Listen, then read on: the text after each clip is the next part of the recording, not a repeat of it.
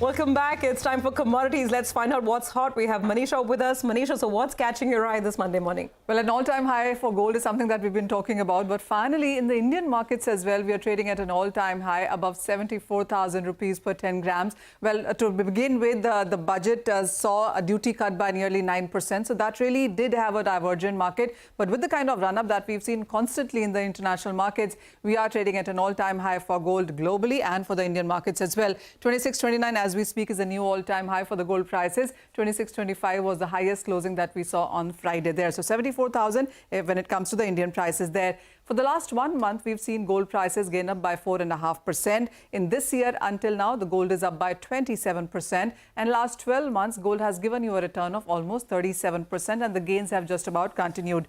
Gold is headed with these kind of gains for the biggest annual gain since 2010, if you look at the numbers. Also, when you look at the gold prices in last many years, you'll see on how gold has been doubling, almost doubling its returns every 5 years in sense of prices there. I've taken the chart from 2005, that is when the gold prices were at 7,600, by 2010 at 20,000, 24,000 in 2015 and 50,000 in 2020. So from 20,000 to 50,000 by in matter of a decade there. And currently we're trading at 74,000 rupees a 10 grams. The markets have seen various supportive factors when it comes to gold. It has been about geopolitical risks in what we've seen in Gaza and Ukraine. It also has been about global central bank buying at record numbers for the last couple of years. The central bank rate cuts has been the latest reason for people to buy gold. And then it's not just about Asia, where China and India are buying gold. The Western world is also investing in sense of ETFs and physical gold as well. The gold ETF holdings actually have been looking at net inflows for the last 3 months now,